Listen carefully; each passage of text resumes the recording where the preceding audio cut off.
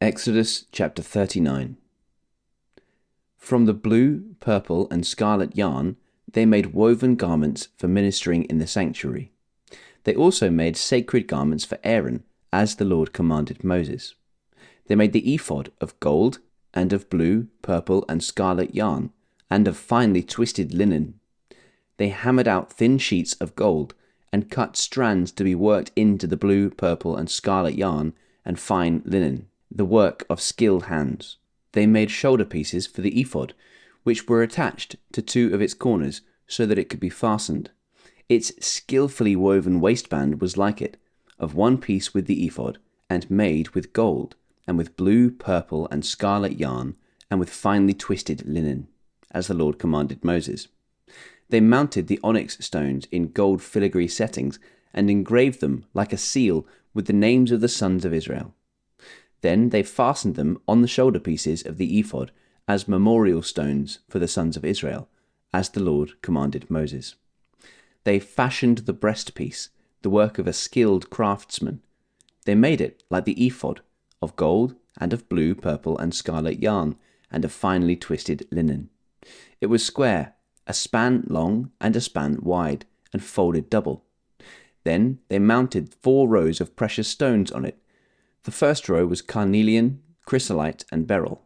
The second row was turquoise, lapis lazuli, and emerald. The third row was jacinth, agate, and amethyst. The fourth row was topaz, onyx, and jasper. They were mounted in gold filigree settings. There were 12 stones, one for each of the names of the sons of Israel, each engraved like a seal with the name of one of the 12 tribes. For the breastpiece, they made braided chains of pure gold, like a rope.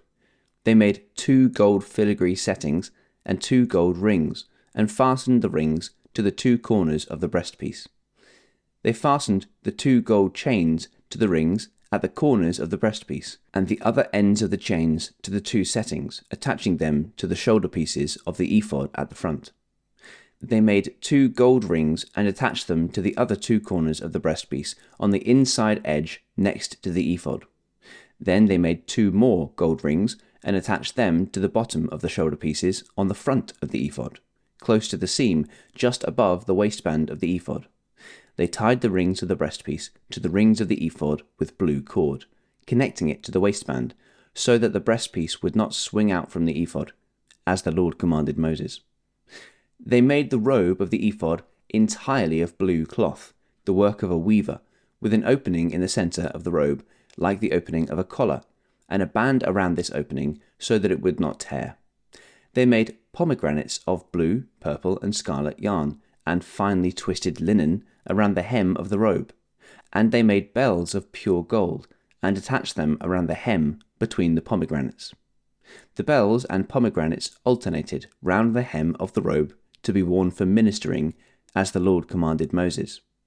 For Aaron and his sons, they made tunics of fine linen, the work of a weaver, and the turban of fine linen, the linen caps and the undergarments of finely twisted linen. The sash was made of finely twisted linen and blue, purple, and scarlet yarn, the work of an embroiderer, as the Lord commanded Moses. They made the plate, the sacred emblem, out of pure gold, and engraved on it, like an inscription on a seal, "Holy to the Lord." Then they fastened a blue cord to it and attached it to the turban, as the Lord commanded Moses.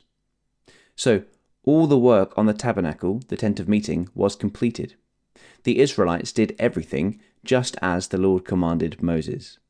Then they brought the tabernacle to Moses, the tent and all its furnishings, its clasps, frames, crossbars, posts, and bases, the covering of ram skins dyed red, and the covering of another durable leather, and the shielding curtain, the ark of the covenant law with its poles and the atonement cover, the table with all its articles, and the bread of the presence, the pure gold lampstand with its row of lamps and all its accessories, and the olive oil for the light, the gold altar, the anointing oil, the fragrant incense, and the curtain for the entrance to the tent, the bronze altar with its bronze grating, its poles and all its utensils, the basin with its stand, the curtains of the courtyard with its posts and bases, and the curtain for the entrance to the courtyard, the ropes and tent pegs for the courtyard, all the furnishings for the tabernacle, the tent of meeting, and the woven garments worn for ministering in the sanctuary,